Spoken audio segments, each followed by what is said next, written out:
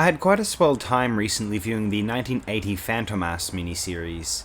I first heard of Fantômas as being the initial inspiration for those Italian masked vigilante characters of the 1960s such as Diabolic, Criminal, and or Satanic. Also Phantom X from Grant Morrison's New X-Men. Of course, Fantômas had his own Pink Panther / comedic hero-inspired trilogy of films during the 60s, although I actually haven't gotten around to viewing these. Really, I have not fully delved into the Fantômas mythos heavily in film or otherwise, although this character in French literature is considered by some to be the precursor to English-language vigilante icons such as the Shadow, and so subsequently Batman. The Fantômas silent films, produced in France, were directed by silent pioneer Louis Feuillade.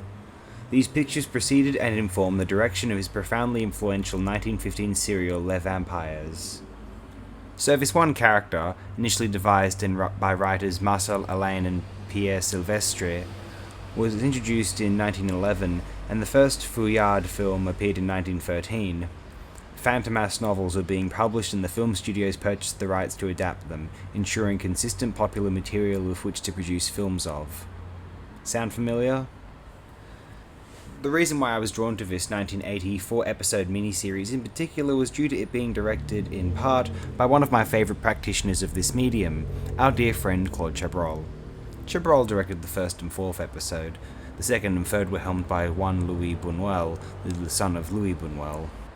Juan Louis Bunuel directed some horror titles in the 1970s, though this is actually the first time I believe I have been acquainted with any of his work. It shames me to state this, but I barely knew he existed, frankly. Anyway, this miniseries is devilish fun. Fantômas truly is the master of evil, and it is equally satisfying, morbidly so, witnessing his escapes. Although our guilt is tempered by the likability of Inspector Juve, the lawful arch-nemesis of super thief Fantômas. Fantômas is portrayed by Helmut Berger, and it is brilliant.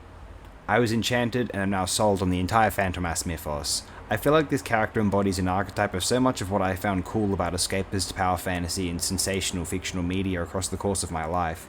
It really does come full circle in a profound way with that Grant Morrison X-Men character Phantom X, who first appeared in 2002. That entire tradition of comic book masked vigilantes arguably owes immense debt to the character of Fantômas. Given what Louis Feuillade is to cinema history, Fantômas is arguably the inspiration for so much of what initially creatively inspired the filmic form as we know it. Actually, to be more accurate, and to tie this back in with comic book heroes, something Fantômas certainly is not, Feuillade's 1916 serial Judex can be credited specifically with inspiring or plausibly inspiring the character of the Shadow.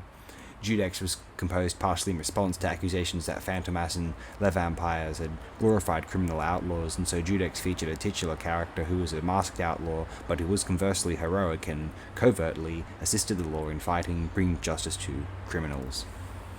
So yes, Fantômas. And I hear Kanye West is a fan.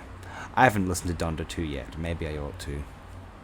This miniseries was a brilliant viewing experience, and it really cheered me up after the haunting experience out of another film I sat down with recently, whose video I will upload soon. Not easy to get a hold of, although nevertheless I would like to sing the praises of this 1980 Fantômas miniseries. Absolutely terrific, somewhat devilish, fun.